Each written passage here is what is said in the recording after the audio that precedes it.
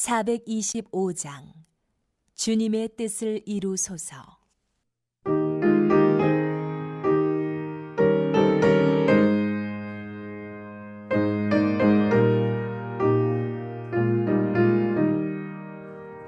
주님의 뜻을 이루소서. 고요한 중에 기다리니 진흙과 같은 날 빚으사 주님의 형상 만드소서. 주님의 뜻을 이루소서. 주님 발 앞에 엎드리니 나의 맘속을 살피시사 눈보다 희게 하옵소서.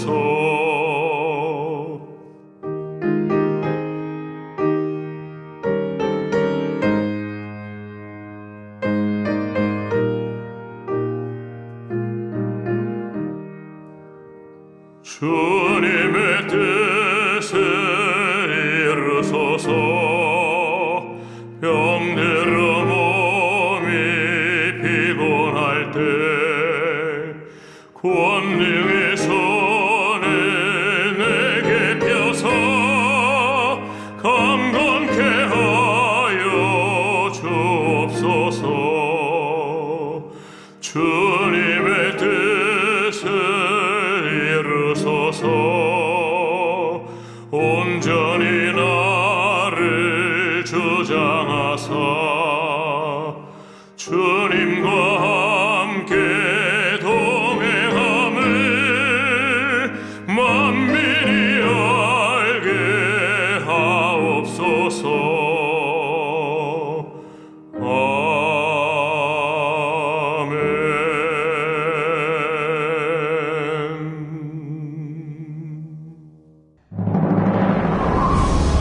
네가 낚시로 리워야단을 끌어낼 수 있겠느냐? 노끈으로 그 혀를 맬 수 있겠느냐? 너는 밧줄로 그 코를 꿰을 수 있겠느냐? 갈고리로 그 아가미를 꿰을 수 있겠느냐? 그것이 어찌 네게 계속하여 간청하겠느냐? 부드럽게 네게 말하겠느냐? 어찌 그것이 너와 계약을 맺고 너는 그를 영원히 종으로 삼겠느냐? 네가 어찌 그것을 새를 가지고 놀듯 하겠으며 네 여종들을 위하여 그것을 내어주겠느냐? 어찌 장사꾼들이 그것을 놓고 고려하겠으며 상인들이 그것을 나누어 가지겠느냐? 내가 능히 많은 창으로 그 가죽을 찌르거나 작사를 그 머리에 꽂을 수 있겠느냐? 내 손을 그것에게 얹어보라. 다시는 싸울 생각을 못하리라. 참으로 잡으려는 그의 희망은 헛된 것이니라. 그것의 모습을 보기만 해도 그는 기가 꺾이리라. 아무도 그것을 격동시킬 만큼 담대하지 못하거든 누가 내게 감히 대항할 수 있겠느냐? 누가 먼저 내게 주고 나로 하여금 갚게 하겠느냐? 온 천하에 있는 것이 다 내 것이니라. 내가 그것의 지체와 그것의 큰 용맹과 늠름한 체구에 대하여 잠잠하지 아니하리라. 누가 그것의 겉가죽을 벗기겠으며 그것에게 겹재가를 물릴 수 있겠느냐? 누가 그것의 턱을 벌릴 수 있겠느냐? 그의 둥근 이틀은 쉼이 두렵구나. 그의 질비한 비늘은 그의 자랑이로다. 튼튼하게 봉인하듯이 닫혀있구나.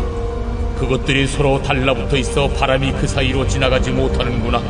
서로 이어져 붙었으니 능히 나눌 수도 없구나. 그것이 재채기를 한즉 빛을 발하고 그것의 눈은 새벽의 눈꺼풀빛 같으며 그것의 입에서는 횃불이 나오고 불꽃이 튀어나오며 그것의 콧구멍에서는 연기가 나오니 마치 갈대를 태울 때 솥이 끓는 것과 같구나. 그의 입김은 촛불을 지피며 그의 입은 불길을 뿜는구나. 그것의 힘은 그의 목덜미에 있으니 그 앞에서는 절망만 감돌 뿐이구나.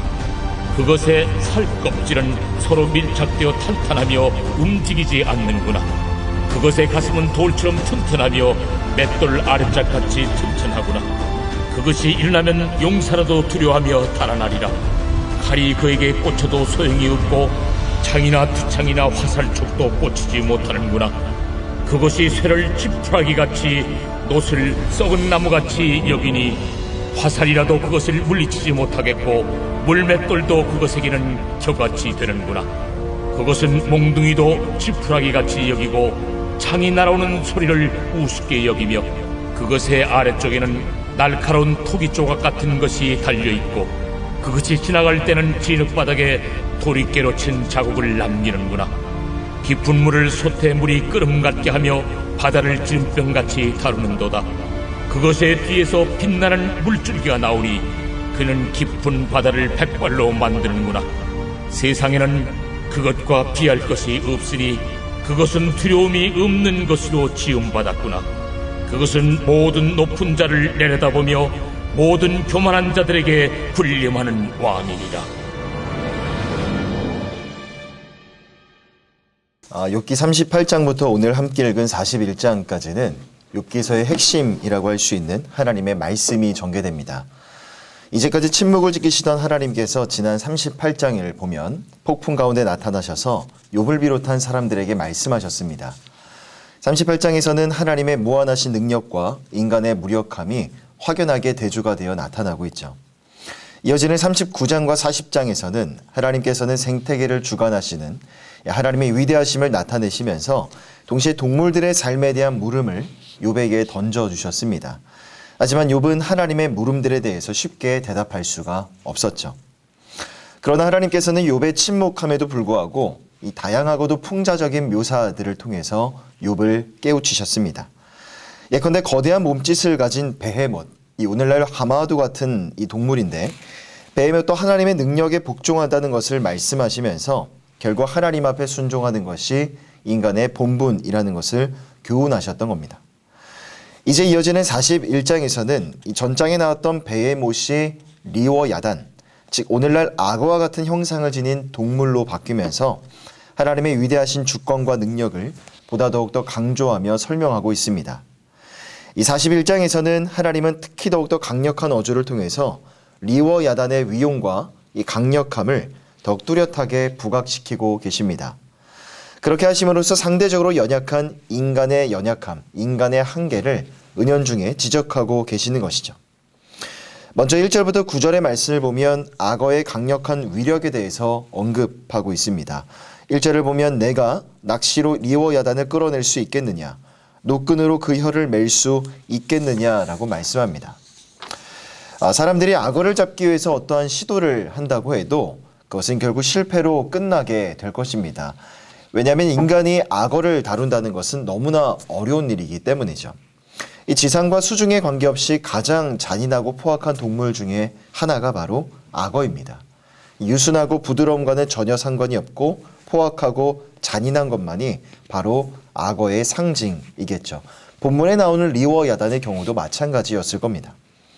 이어지는 4절을 보면 어찌 그것이 너와 계약을 맺고 너는 그를 영원히 종으로 삼겠느냐라고 말씀합니다. 하나님이 욥에게 물으시는 겁니다. 악어가 너와 언약을 맺겠느냐? 내가 그 악어를 평생 너의 노예로 삼을 수가 있겠느냐? 반문하고 있는 것이죠.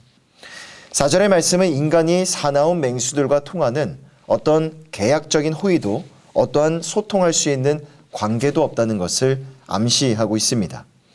그 이유는 무엇이겠습니까? 바로 인간이 하나님과의 언약을 깨뜨린 결과 하나님과 동물들과의 관계도 파멸되었기 때문이죠. 그러게 만일 우리 주변에서 맹수들을 볼 수 있는 그런 기회가 있다면 가장 먼저 우리 눈에 비춰진 맹수의 모습은 너무나 무섭고 두려운 존재일 것입니다. 하지만 그 맹수 앞에서 우리는 우리의 죄를 깨달아야 하는 것이죠.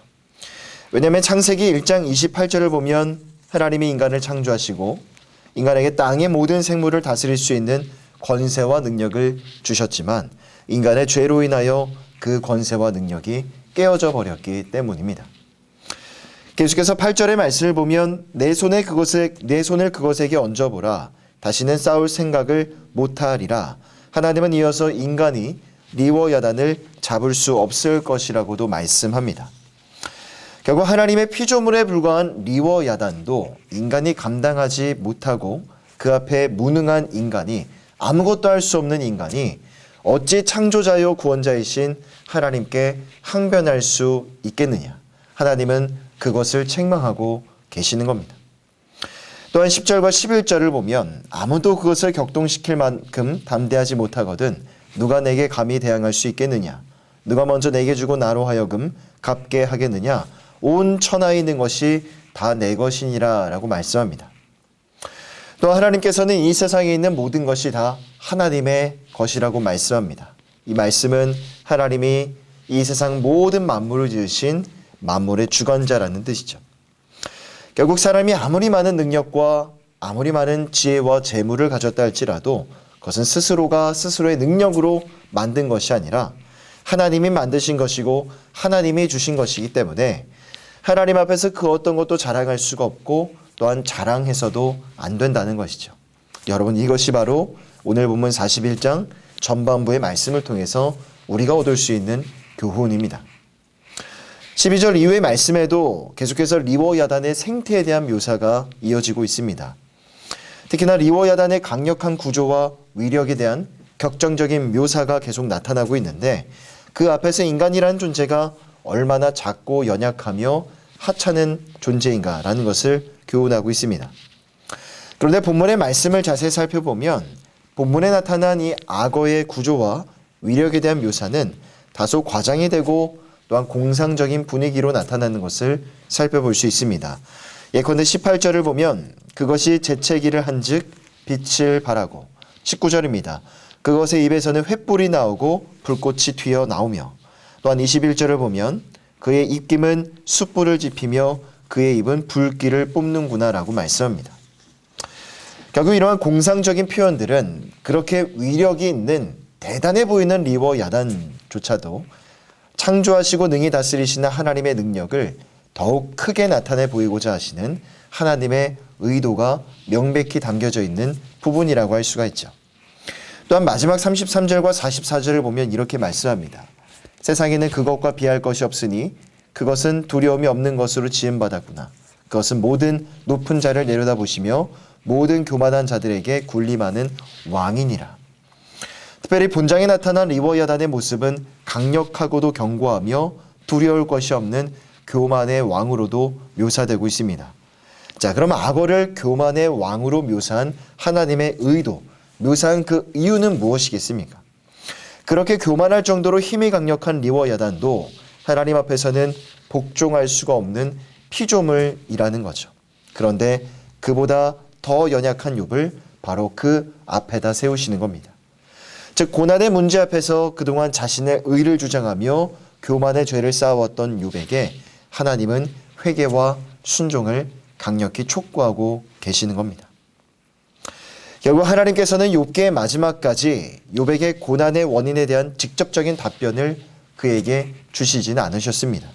하지만 욥은 하나님이 지으신 피조물들의 생태를 통해서 강조되었던 하나님의 오묘하시고 무한하신 그 주권적인 섭리와 능력 앞에 고개를 숙일 수밖에 없었던 것이죠.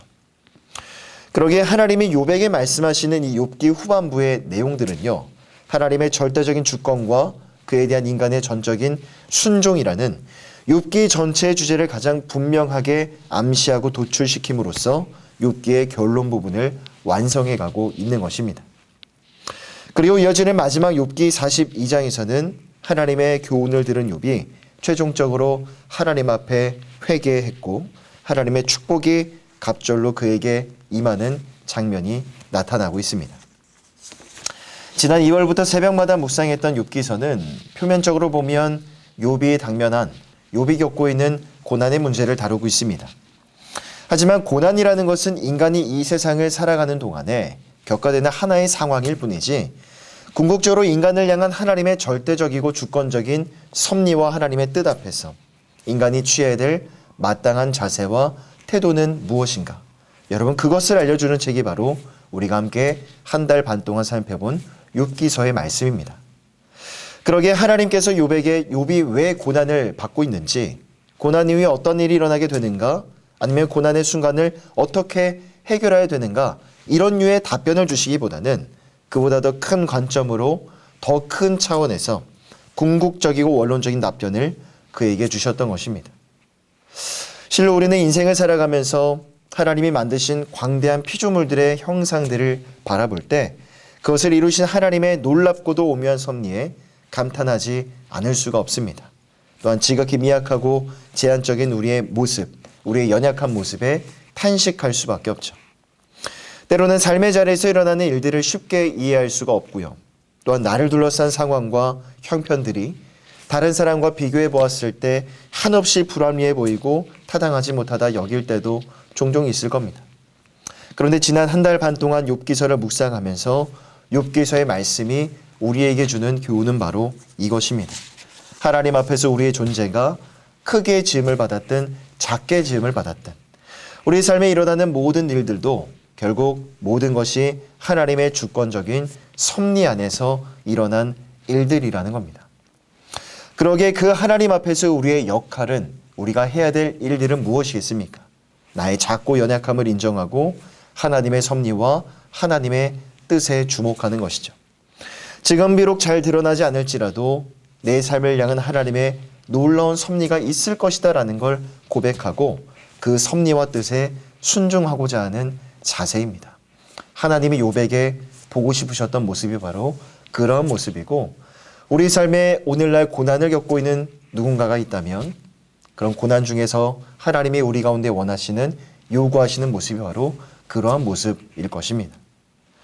하나님께서 하나님이 지으신 피조물들의 생태계를 통해 하나님의 놀라운 능력과 권능이 무엇인지를 욥에게 알려주고자 하셨던 것처럼 오늘도 우리가 살아가는 삶의 자리에서 하나님이 우리 가운데 말씀하시는 무엇인가가 있을 것입니다. 그러기에 주 안에 살아가는 성도 여러분, 오늘도 하나님 앞에 청종하는 겸손의 하루가 되시기를 바랍니다. 인생은 불확실함의 연속이고 대부분의 사람들은 개인의 경험이나 삶의 판단, 논리적이고 합리적인 추론에 근거하여서 생각하고 행동합니다. 하지만 그 역시 완전하지 않은 것이기 때문에 사람의 마음에는 늘 불안감이라는 것이 존재해 있죠. 그러기에 우리에게는 하나님의 은혜가 필요한 겁니다.